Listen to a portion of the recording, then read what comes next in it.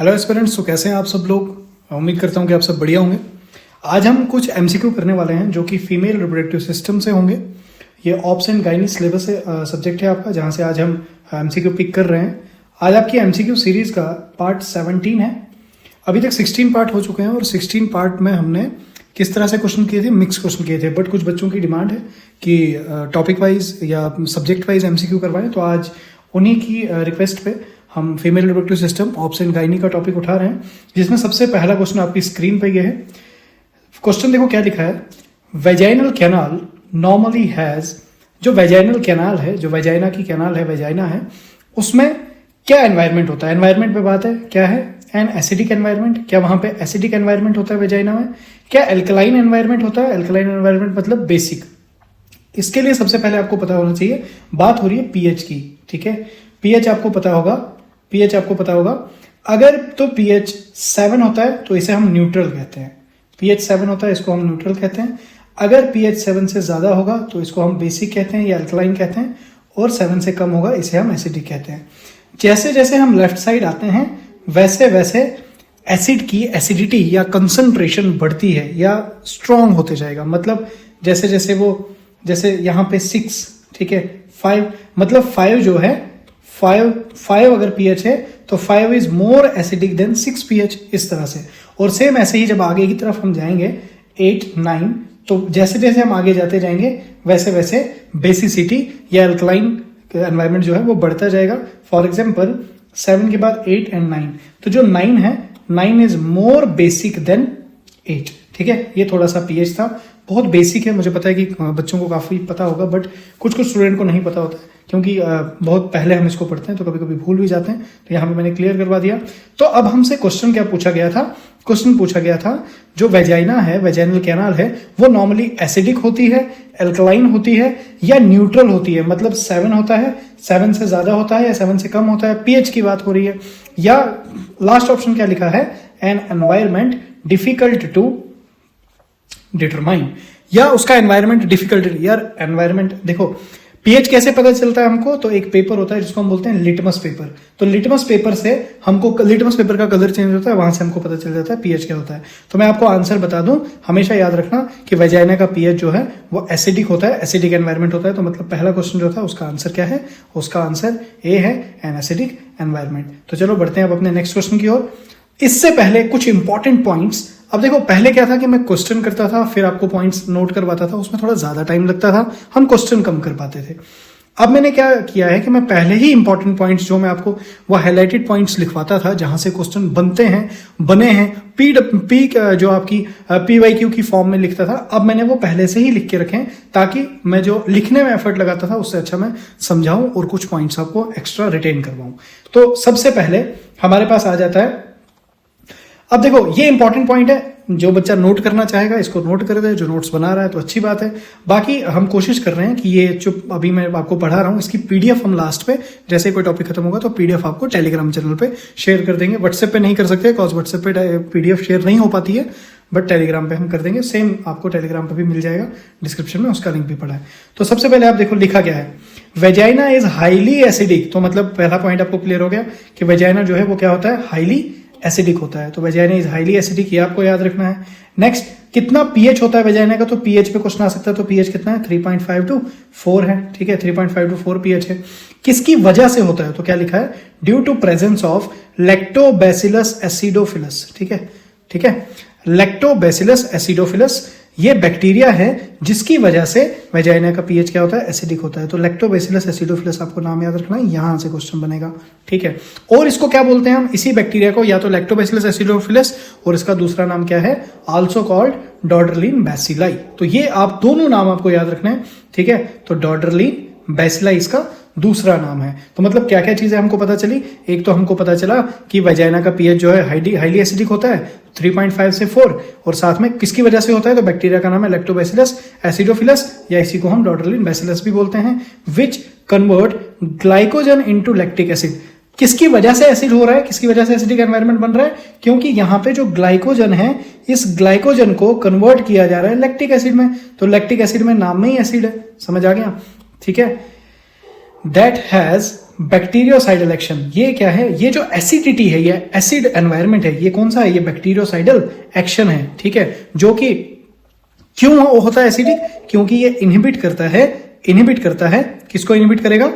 Sorry, एक minute, slide ही हमारी गायब हो गई, क्या हो गया इसको? हाँ, तो देखो कहां पे थे हम? तो ये बैक्टीरियोसाइडल एक्शन शो करता है, जो कि inhibiting the growth of other harmful micro organism. देखो, ये बेसिकली एक बैक्टीरिया है जिसका नाम है लैक्टोबैसिलस एसिडोफिलस है, जो कि वेजाइना के अंदर क्या करता है? ग्लाइकोजन को कन्वर्ट करता है लैक्टिक एसिड में, और वेजाइना का पीएच एसिडिक हो जाता है। ये बैक्टीरियोसाइडल इफेक्ट है जो कि इनहिबिट करता है, किसको इनहिबिट करना? मतलब रोकना, किसको? Growth of other harmful bacteria. ये बहुत इंपॉर्टेंट लाइन है। तो नेक्स्ट क्या लिखा है? ये growth of other harmful microbes in vagina, ठीक है। नेक्स्ट पॉइंट क्या है? नेक्स्ट इंपॉर्टेंट पॉइंट क्या है? तो first time vaginal flora discovered by, अब ये जो इंफॉर्मेशन है ये किसने दी है हमको? तो first time vaginal flora discovered by German gynaecologist. Germany का एक गायनेकोलॉजिस्ट था। गायनेकोलॉजिस्ट क्या हो गया? गायनेकोलॉजिस्ट उन डॉक्टर्स को बोलते हैं जो फीमेल के रिप्रोडक्टिव ट्रैक को या फीमेल के रिप्रोडक्टिव ऑर्गन की स्टडी करते हैं या उनको ट्रीट करते हैं। तो ये जर्मन गायनेकोलॉजिस्ट था जिसने सबसे पहले वेजाइनल फ्लोरा के बारे में, मतलब वेजाइना के अंदर कौन सा बैक्टीरिया पाया जाता है, तो उसके बारे में बताया था। तो इसका नाम क्या था? एल्बर्ट डॉडरलिन। तो इसने अपने ही नाम पे, यहां से अब आपको पूरा पता चल गया कि डॉडरलिन बैसिलस हम क्यों बोलते हैं, क्योंकि डॉडरलिन ने इसको क्या किया था? डॉडरलिन ने इसको डिस्कवर किया था, इसकी खोज की थी। क्लियर हो गया यहाँ पे ये पॉइंट, ठीक है। तो एल्बर्ट डॉडरलिन ने इसकी रिसर्च की थी। क्लियर। नेक्स्ट पॉइंट क्या है? नेक्स्ट मोस्ट इंपॉर्टेंट पॉइंट क्या है? Before menstruation and after menopause. मतलब अब देखो कौन सी कंडीशन बोल रहा है ये हमको बोल रहा है बिफोर मेंस्ट्रुएशन। बिफोर मेंस्ट्रुएशन मतलब अभी प्यूबरिटी नहीं आई है फीमेल में, मतलब ये चाइल्ड की बात कर रहा है, चाइल्ड गर्ल की बात कर रहा है। ये कह रहा है before menstruation and after menopause.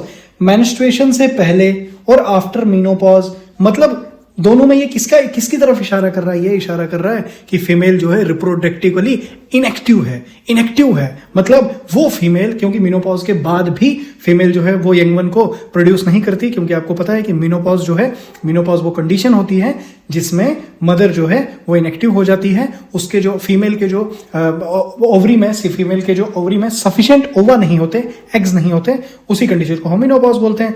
Normally कब आती है ये कंडीशन? आफ्टर 50 या 55 ईयर्स की एज में ये कंडीशन आ जाती है। और मेंस्ट्रुएशन कब नहीं आती है? जब चाइल्ड गर्ल होती है। मतलब ये इशारा किस तरफ कर रहा है आपको समझ आ गया होगा। तो before menstruation and after menopause the pH of vagina will be higher than 4.5। मतलब 4.5 से ज्यादा का मतलब क्या है? सिंपल वही अभी मैंने जो पीएच के बारे में आपको बताया था, 7, ठीक है, 3, 6, 5, 4। तो मतलब मैंने आपको अभी बताया था मैंने आपको, ये क्या कह रहा है कि before menstruation and after menopause the pH of vagina will be higher than 4.5। मतलब 4.5 से हायर, मतलब किस तरफ? बेसिक की तरफ। मतलब स्ट्रॉन्ग एसिडिटी नहीं है, एसिडिटी कम हो गई। क्लियर। विच में कॉज बैक्टीरियल वेजिनोसिस। अब ये बैक्टीरियल वेजिनोसिस जो है, ये कंडीशन, ये बेसिकली डिजीज कंडीशन है, याद रखना। ये बेसिकली जो बैक्टीरियल वेजिनोसिस है, ये अगर रिप्रोडक्टिव फीमेल में हो ना तो इसको प्रिवेंट किया जाएगा, ये बीमारी कंसीडर की जाएगी। बट मेनोपॉज से पहले, ये मेनोपॉज के बाद और मेंस्ट्रुएशन से पहले इसको हम, ये कंडीशन होती है फीमेल के वेजाइना की। तो क्या है ये? इसको भी अलग से समझते हैं हम। बैक्टीरियल वेजिनोसिस, जिसको हम बीवी शॉर्टकट में बोलते हैं, क्या है ये? Is the most common vaginal condition among women of reproductive age. ये मोस्ट कॉमन वेजाइनल कंडीशन है जो कि रिप्रोडक्टिव एज की वुमेन में होती है। It occur when the natural balance of bacteria in the vagina is disrupted. समझ आ गया? तो जो नेचुरल बैलेंस था बैक्टीरिया का वो डिसरप्टेड हो जाता है, जिसकी वजह से leading to an over growth of harmful bacteria, जिसकी वजह से वहां पे हार्मफुल बैक्टीरिया की ओवर ग्रोथ होती है। कभी कभी बैक्टीरिया का नाम पूछता है, तो कौन सा वो बैक्टीरिया है जिसकी ग्रोथ होती है? तो याद रखेंगे इसका नाम है गार्डरलिना वेजिनैलिस, ठीक है, या गार्डरलिन वेजिनैलिस, गार्डरलिना वेजिनैलिस, जो भी आपने इसको प्रोनाउंस करना है आप कर सकते हो। मैं इसको इसके नीचे लाइन मार देता हूँ, बिकॉज हाईलाइट करने से ये पूरा ही वैनिश हो रहा है, ठीक है। गार्डरलिना वेजिनैलिस, ठीक है। नेक्स्ट क्या लिखा है? And A decrease in protective good bacteria. कौन थे वो प्रोटेक्टिव गुड बैक्टीरिया, जिसको हमने क्या बोला, लैक्टोबैसिलाई। ठीक है, अब लैक्टोबैसिलाई को ही हम डॉर्डरलिन बैसिलस भी बोलते हैं। देखो एक ही स्लाइड में कितने सारे पॉइंट्स थे, कहां कहां से क्वेश्चन बन सकते हैं। तो ये बहुत इंपॉर्टेंट स्लाइड है, इसको ध्यान से नोट करेंगे, या नोट नहीं करना है स्क्रीनशॉट लो, जैसे आपको कंफर्टेबल लगता है। बढ़ते हैं नेक्स्ट क्वेश्चन की ओर। तो देखो नेक्स्ट क्वेश्चन क्या है, ये क्वेश्चन आपको आपकी ड्रीम जॉब दिलाएगा। साइन यहाँ पे हॉस्पिटल का बना हुआ है। ठीक है, तो क्वेश्चन क्या है, in a healthy woman the only organism found in upper 2/3 of the vagina is. ये क्या कह रहा है यहां पे, देखो कीवर्ड्स क्या क्या उनको पकड़ो आप।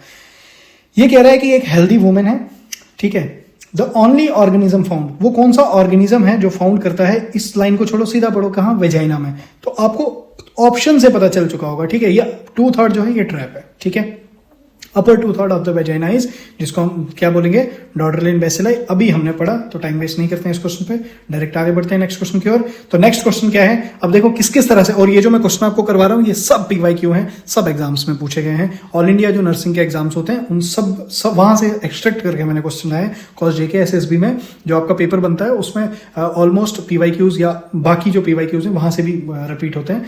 तो ये लेटेस्ट क्वेश्चन है। देखो क्या लिखा है यहाँ पे, acid medium of vagina maintained by, आ चुका होगा तभी तो यहाँ पे मुस्कुराहट है आपके चेहरे पे। तो क्या है वो, डॉर्डरलिन बैसिलाई।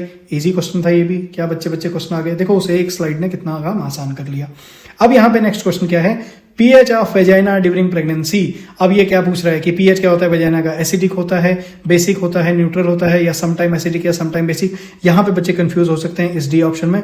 बिल्कुल नहीं यार, जो मैंने बताया वही क्या है, एसिडिक है। ठीक है, एक कुछ पॉइंट यहाँ पे शायद, हाँ है कुछ पॉइंट, तो देखो इस भी स्टार मार्क है पॉइंट को, ये आपको नोट करने वाले पॉइंट्स हैं। तो देखो क्या है ये पॉइंट, क्या कह रहा है हमको, देखो ड्यूरिंग प्रेगनेंसी एक, अब देखो यहाँ पे प्रेगनेंसी के टाइम पे पूछा ना इसने हमको कि पीएच ऑफ वेजाइना क्या होता है। यहाँ पे प्रेगनेंसी आपको कंफ्यूज कर सकती थी, क्योंकि पीछे जो स्लाइड थी वहां प्रेगनेंसी मेंशन नहीं किया था मैंने। तो आपसे याद रखना, मैंने आपको पहले ही कह दिया, हमेशा हमेशा एसिडिक होता है, हमेशा एसिडिक होता है। ठीक है, हमेशा एसिडिक होता है। बस फर्क इतना है, एक कंडीशन आ जाएगी प्रेगनेंसी। ठीक है, याद रखना प्रेगनेंसी में जो है ये ज्यादा एसिडिक होगा। ठीक है, प्रेगनेंसी में ये इंक्रीज, इसकी एसिडिटी इंक्रीज हो जाती है। ठीक है, मोर एसिडिक होता है। अब आफ्टर मीनोपॉज अगर हम देखें, आफ्टर मीनोपॉज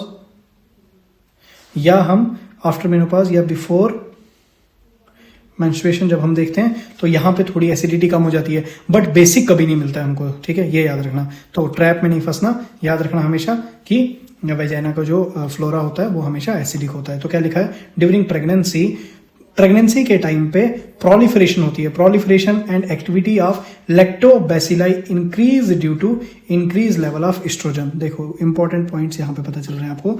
अब यहाँ पे क्या क्या चीज आ गई कि प्रेगनेंसी के दौरान प्रोलिफरेशन होती है, प्रोलिफरेशन का मतलब नंबर्स का बढ़ना, and activity of lactobacilli increase due to increase level of oestrogen hormone की वजह से।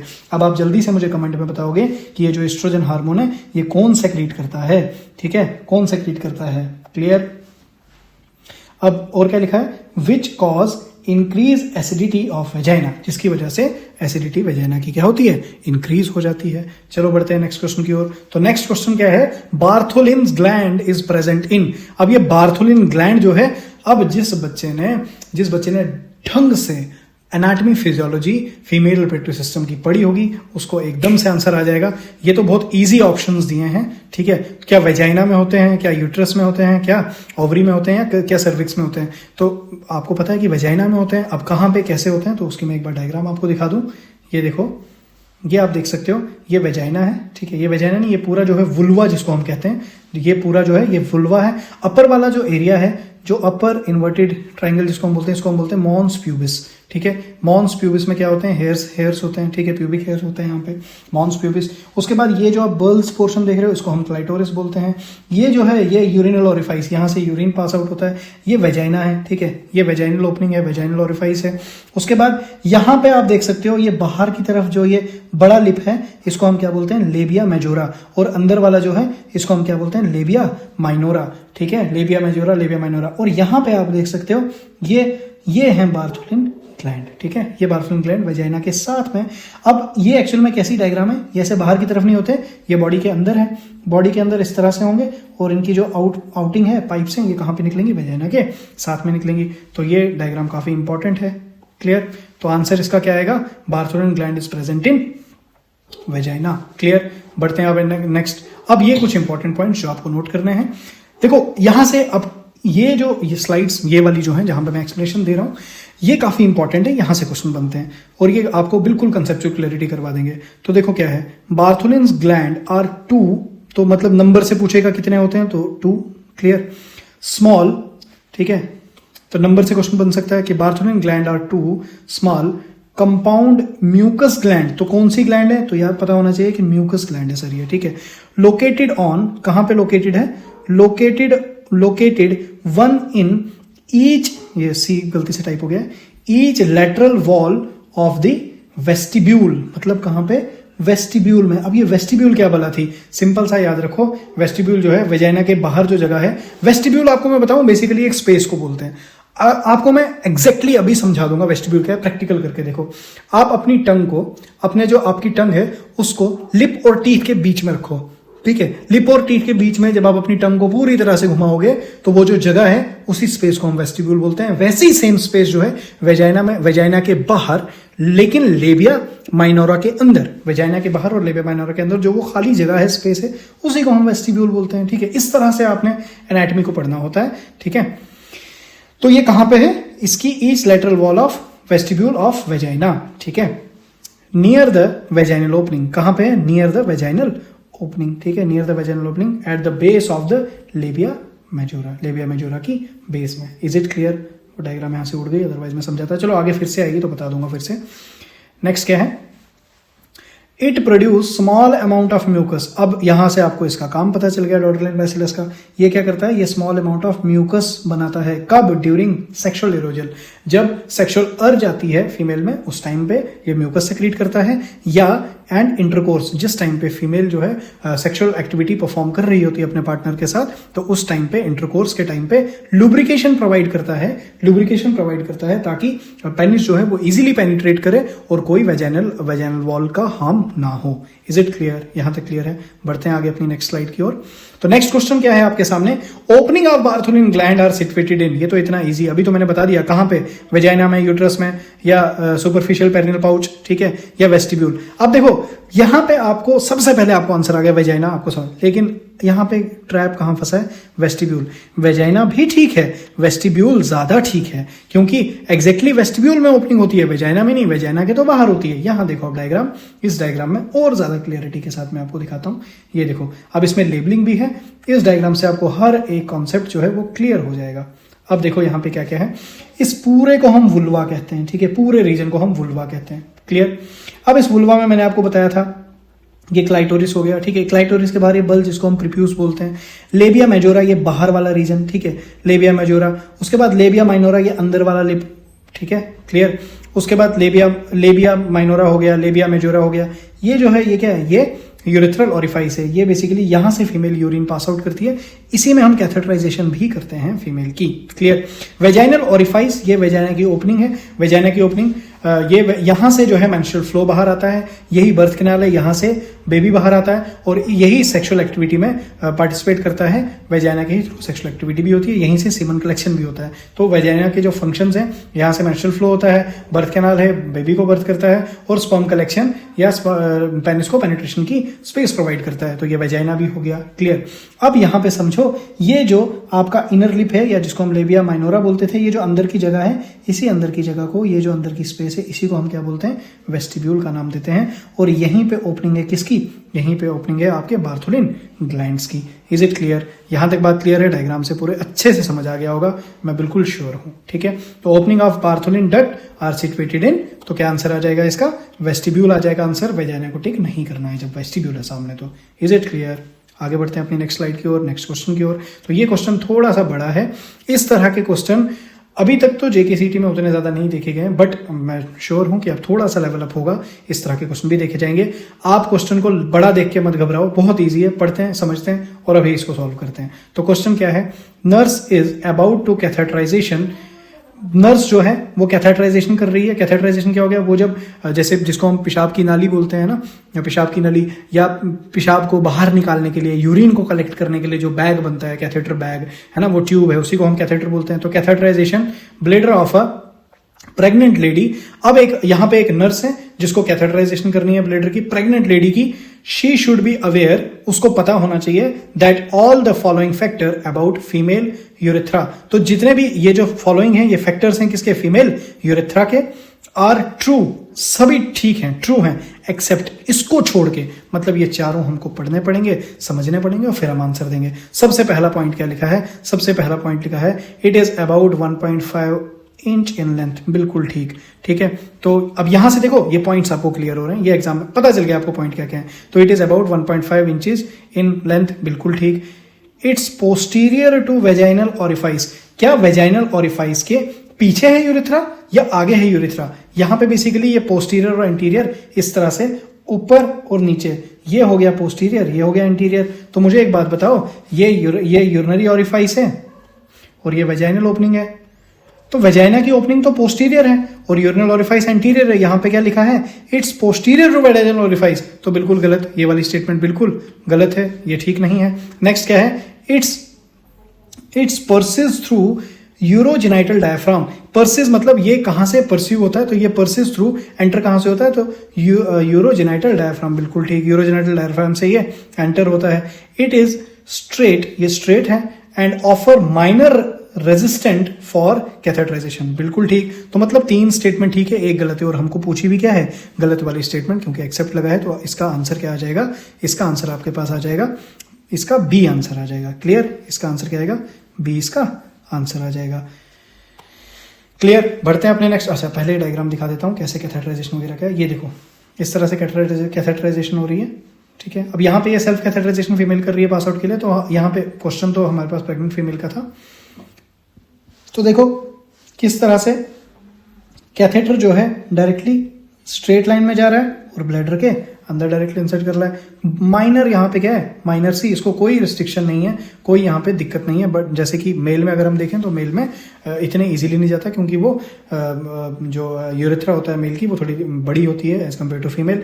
और ये एडवांटेज है मेल को बड़ी यूरेथ्रा होने का, क्योंकि मेल में यूटीआई कम होते हैं as compare to female. Urinary tract infection female में ज्यादा होते हैं, क्योंकि ये रीजन है यूटीआई का। यूरिनरी ट्रैक इन्फेक्शन फीमेल में ज्यादा होते हैं क्योंकि उनकी जो लेंथ होती है यूरेथ्रा की, वो शॉर्ट होती है, जिसकी वजह से वहां पे इन्फेक्शन होने के चांसेस ज्यादा होते हैं। एक पॉइंट एक्स्ट्रा पता चल गया। नेक्स्ट, अब देखो ये स्टार मार्क पॉइंट्स हैं, यहां से और कुछ क्वेश्चन जो बनने वाले थे वो हम यहाँ पे देखते हैं। तो क्या लिखा है यहाँ पे, female urethra is a 4 centimetre. तो फीमेल यूरेथ्रा कितना है, फीमेल यूरेथ्रा सर 4 सेंटीमीटर का होता है, जो कि 1.5 इंचेस का हो गया, ठीक है।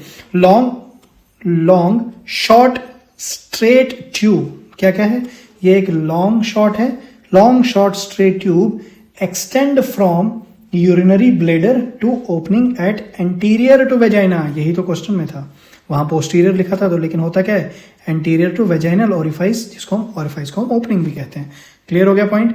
नेक्स्ट पॉइंट क्या है, नेक्स्ट है urogenital diaphragm is a triangular ligament. ये यूरोजेनाइटल डायफ्राम जो है ये एक ट्राइंगुलर लिगामेंट होता है, through which urethra is past, जिसके थ्रू यूरेथ्रा पास होता है। ये डायरेक्ट याद रखना है आपने, ठीक है। एक्सटर्नल यूरेथ्रल स्फिंक्टर, यूरेथ्रा में 2 स्फिंक्टर होते हैं, एक एक्सटर्नल एक इंटरनल। तो यूरेथ्रा में स्फिंक्टर क्या होगा, स्फिंक्टर बेसिकली रोकने के काम आता है, ठीक है। ट्यूब में एक नॉट लगा हुआ है, जैसे जब आपको यूरिन आता है, तो यूरिन जब आ रहा है तो वो निकल थोड़ी जाएगा, उसको आप रोकते हो ना, तो वो जो रोकते हो, वो रोकने की टेंडेंसी किसके पास है, वो इसी एक्सटर्नल यूरेथ्रल स्फिंक्टर के पास होती है। तो external urethral sphincter is situated into urogenital diaphragm. अब ये डायफ्राम क्या है, ये देखो, ये इस तरह से डायग्राम है, ठीक है। ये ट्राइंगल, इस ट्राइंगल की बात हो रही है, ठीक है। ये देखो ये ट्राइंगुलर शेप बन रहा है ना, ये ट्राइंगुलर शेप बन रहा है, तो ये इन्हीं डायफ्राम की बात बन रही है। अब ये इसमें क्या होता है कि ये डायगोनल में आप समझाने में क्या है कि ये नीचे वाला जो होता है इसको हम ऑब्स्ट्रक्टिव ट्राइंगल बोलते हैं, और ये पेल्विक ट्राइंगल होता है। छोड़ो, अभी ये टॉपिक नहीं है हमारा, जब ये आएगा तो डिटेल में बताऊंगा इसके बारे में। तो पहले ये देखो कैथेटराइजेशन जो हमारा टॉपिक था।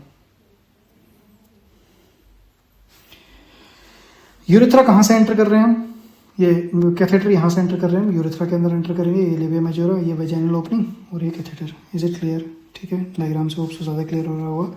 तो नेक्स्ट आगे बढ़ते हैं नेक्स्ट क्वेश्चन की ओर। नेक्स्ट क्वेश्चन क्या है हमारे पास, द पैरामिडल शेप, जो पैरामिड की शेप जो अभी मैंने पीछे पैरामिड शेप बताई थी, the pyramidal shape tissue wear the pelvic floor and नहीं ये सॉरी ये दूसरी चीज है पैरामिड शेप की।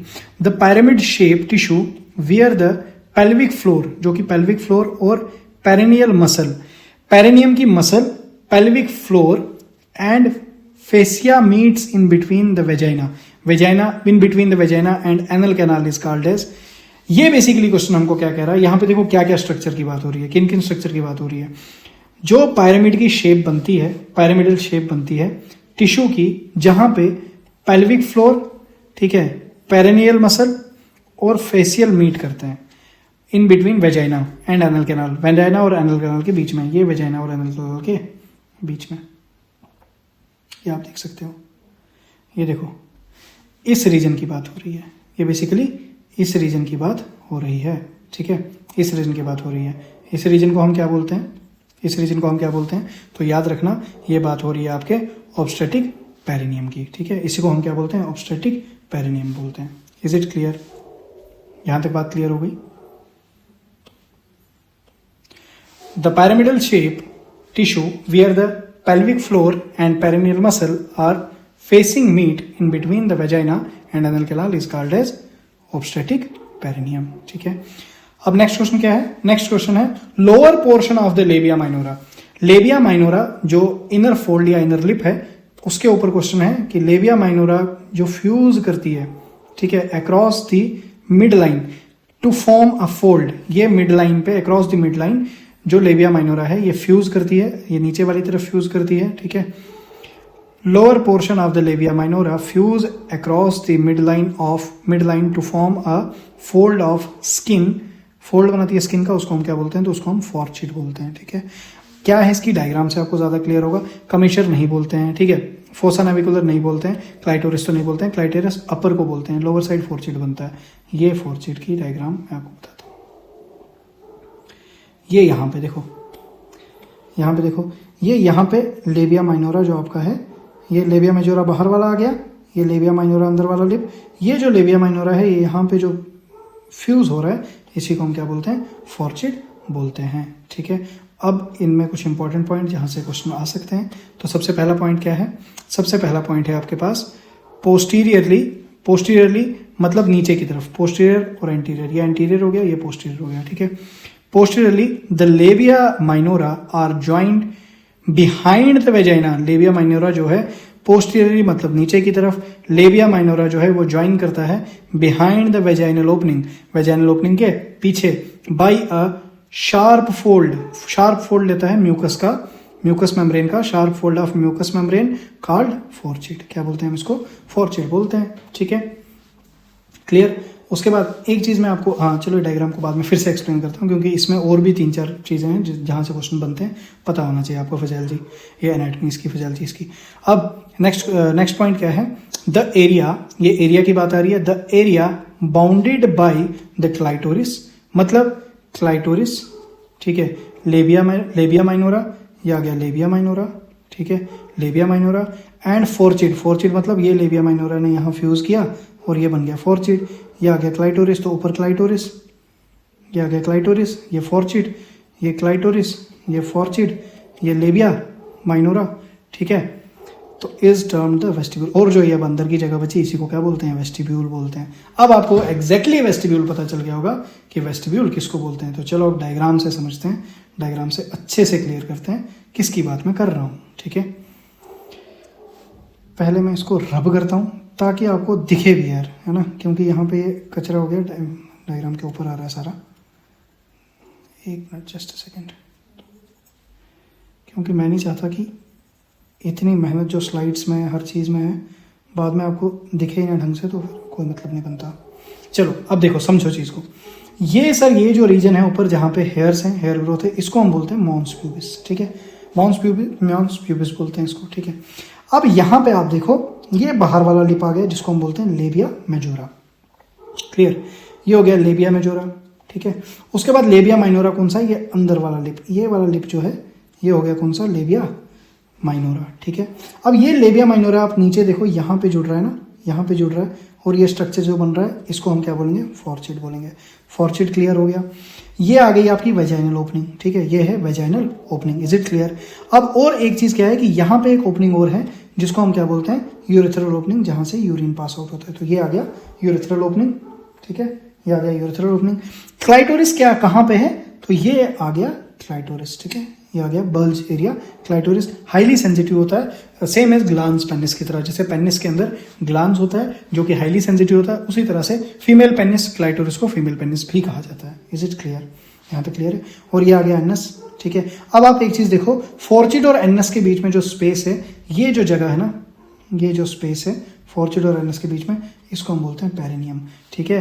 क्या बात क्लियर हो गई? इसको हम पेरिनियम का नाम देते हैं। Is it called perineum? Clear हो गया यहाँ तक? आगे बढ़े नेक्स्ट स्लाइड पे। तो यहाँ तक कुछ क्वेश्चंस थे। आज टाइम हो गया है और क्वेश्चंस भी हमारे पास खत्म हो गए हैं। और भी क्वेश्चंस हैं, बट स्टार्ट मैंने आज एक टॉपिक से किया।